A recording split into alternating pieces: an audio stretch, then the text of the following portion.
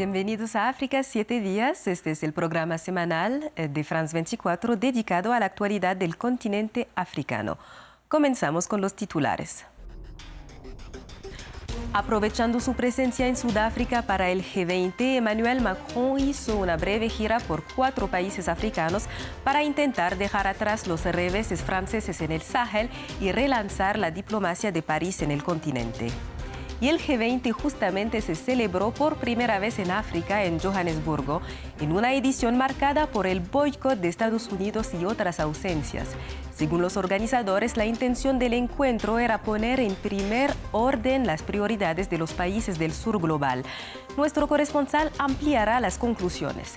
Y por último, vamos a Kenia, donde la gestación subrogada vive un fuerte auge a nivel económico, impulsado por precios atractivos tanto para las familias que buscan un hijo como para las mujeres que se ofrecen como gestantes.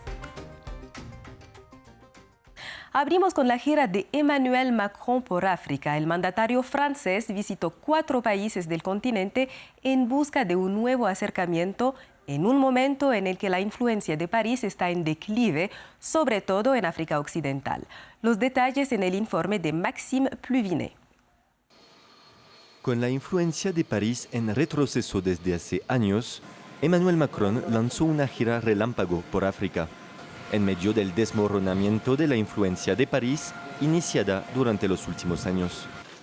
La primera escala fue Isla Mauricio, una visita oficial que ocurrió apenas semanas después del golpe de Estado en la vecina Madagascar, donde Francia tenía vínculos privilegiados con el derrocado Andry Rajoelina.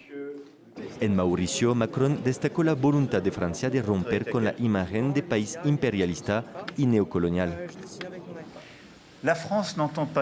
Francia no busca dominar, quiere unir, no pretende imponer nada, quiere cooperar. Y frente a todas las tentaciones, a veces hegemónicas, en un mundo desordenado donde ustedes ven, como yo, el regreso de los imperialismos y la región no se escapa de ello.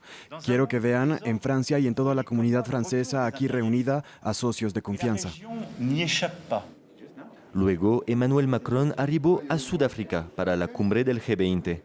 Tenía en particular previsto reunirse con su homólogo algerino Abdelmadjid Tebboune, en un intento de reparar las tensiones que marcan las relaciones franco-argelinas de años recientes, aunque el encuentro finalmente no tuvo lugar.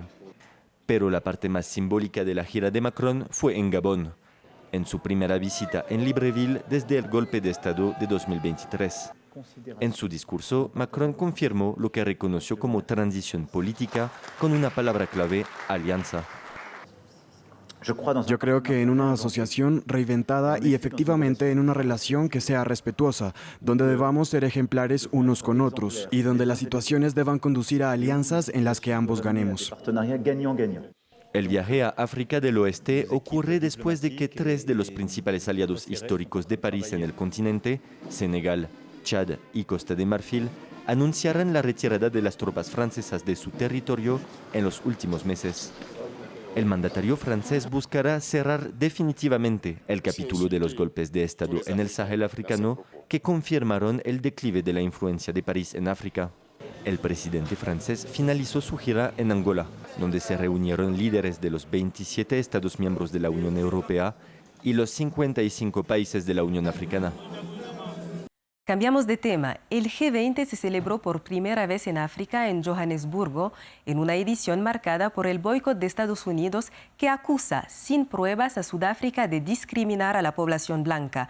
La cumbre, presidida por Cyril Ramaphosa, buscó reafirmar el multilateralismo y poner en el centro las prioridades del sur global. Nuestro corresponsal Salim Fayyad nos explica las implicaciones de las conclusiones de la cumbre para África. Uno de los ejes centrales de la cumbre G20 celebrada en Johannesburgo ha sido la reivindicación del papel de África en la gobernanza económica mundial. Sudáfrica dejó claro que tras décadas de desigualdad en el continente se está poniendo en el centro los temas que afectan de manera desproporcionada a la población de África, incluyendo el cambio climático, la deuda insostenible, la transición energética y el acceso a las cadenas de valor globales. Ahora África llega al G20 con ciertas cifras que son contundentes. Por ejemplo, África es responsable de apenas el 3% de las emisiones globales, pero es la región más vulnerable al calentamiento global, la desertificación, la pérdida de cosechas y las crisis que tienen que ver con los recursos hídricos. Ahora los líderes africanos insistieron que el financiamiento climático debe ser más accesible, rápido y menos condicionado por estas naciones. También debe llegar directamente a las comunidades y a aquellas que están sufriendo de manera más directa estas crisis. Muchos países africanos también, en términos de deuda, gastan mucho más en pagar la deuda que en las inversiones de salud y educación, de manera que esto tiene que reestructurarse. Y uno de los puntos clave es el uso de los minerales críticos indispensables para la transición energética, y África exige entonces que estos recursos no sean solamente de exportación en bruto, sino que generen un valor agregado para el continente. La declaración final puso también entonces un eje en los países del sur global, en Sudáfrica como un país mediador, en un país también líder en el continente, y se hizo mención también explícita a los conflictos, aparte de los que están sucediendo en otras partes del mundo, a la crisis en el Sahel, en Sudán y en la República Democrática del Congo. En Guinea-Bissau, país de África Occidental marcado por décadas de inestabilidad política, los votantes fueron llamados a elegir a su próximo presidente y a los nuevos miembros del Parlamento. Nuestra corresponsal Sara Saco está en la región y nos cuenta cómo se desarrolló la jornada y qué esperan los guineanos de estas elecciones. Fue un domingo de calma absoluta en Bissau, la capital. La ciudad funcionó a medio gas, comercios cerrados, tráfico prohibido, ejército desplegado y fronteras bloqueadas. Un dispositivo que marcó el ritmo de la jornada electoral. Los votantes acudieron sobre todo por la mañana para evitar las altas temperaturas. La Comisión Nacional Electoral habla de un proceso sin incidentes graves, aunque reconoce algunos problemas logísticos, como electores que no encontraban su centro de votación. En la práctica, la elección se juega entre dos hombres, entre Umaru Sissoco Embalo, que busca 5 años más en el poder, y Fernando Díaz, un rostro nuevo, pero con el respaldo del histórico PAIGC y de su líder, el carismático Domingo Simões Pereira, excluido del proceso por la Corte Suprema.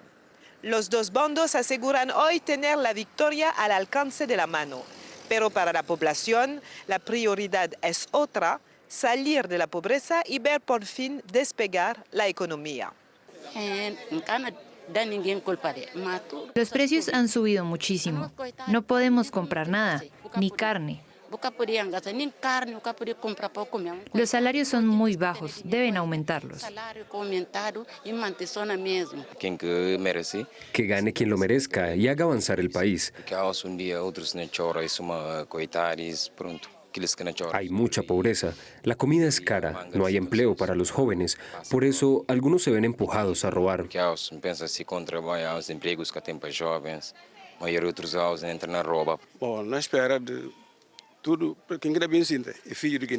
Solo queremos que el presidente trabaje para el país, que nos saque de esta crisis, eso es lo que esperamos. Y mientras esperan los resultados, muchos electores lanzan un mensaje claro: que todos los candidatos acepten el veredicto de las urnas. En un país marcado por crisis postelectorales, golpes de Estado y repetidos intentos de golpe, la estabilidad es el principal deseo. Al menos 32 mineros murieron en el derrumbe de una mina de cobalto en el sur de República Democrática del Congo. El país produce más del 70% del cobalto mundial, un metal esencial para las baterías utilizadas en productos electrónicos y vehículos eléctricos. Aunque la mayoría parte proviene de minas industriales, se estima que más de 200.000 personas trabajan como mineros en yacimientos ilegales. Los detalles con nuestra corresponsal Mariam Kone. Las víctimas, en su mayoría mineros artesanales, murieron ahogadas o pisoteadas. Según testigos presenciales, los mineros artesanales que entraron ilegalmente en la mina de Calondo fueron repetidos por militares que abrieron fuego para ahuyentarlos del lugar. Los disparos provocaron el pánico, el derrumbe de un puente, y decenas de personas cayeron a las zanjas de evacuación de agua, donde se ahogaron. Otros que estaban en tierra fueron aplastados por el movimiento de la multitud. Las autoridades hablan de 35 muertos, pero según los servicios mineros habría 49 muertos. El gobierno ha abierto una investigación. Los hechos tuvieron lugar en una mina de cobre y cobalto en Kolwezi, al sureste de la República Democrática del Congo. Este país de África Central produce más del 70% del cobalto mundial, un metal esencial para las baterías utilizadas en la electrónica y los autos eléctricos. Pasamos ahora a otro tema. La maternidad subrogada es un negocio en auge en Kenia. Los futuros padres buscan este país por su accesibilidad económica. Como resultado, las agencias que ofrecen paquetes para ayudar a parejas desesperadas se han multiplicado. Veamos. Cada mañana, Mary revisa grupos de maternidad subrogada en Facebook. Está buscando a futuros padres. It also helps so much. Ayuda muchísimo. Hay personas que buscan madres subrogadas y cuando se unen a esos grupos automáticamente encuentran lo que quieren. Ahí es donde obtuve más información y la información es muy transparente. More information and the information is very transparent.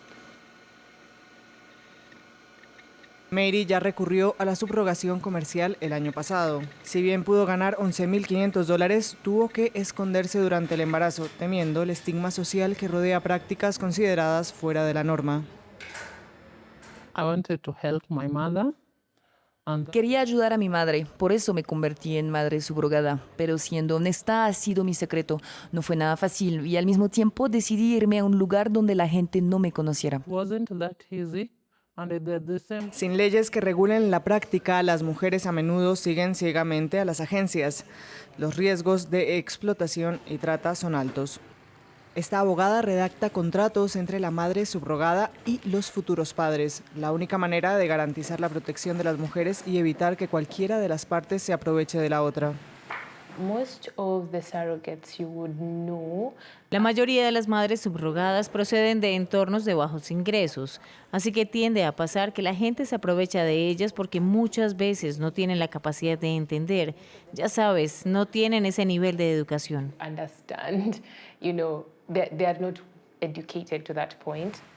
Pero la subrogación pronto estará mejor regulada. La Asamblea Nacional aprobó un proyecto de ley el 12 de noviembre que ahora espera la aprobación del Senado.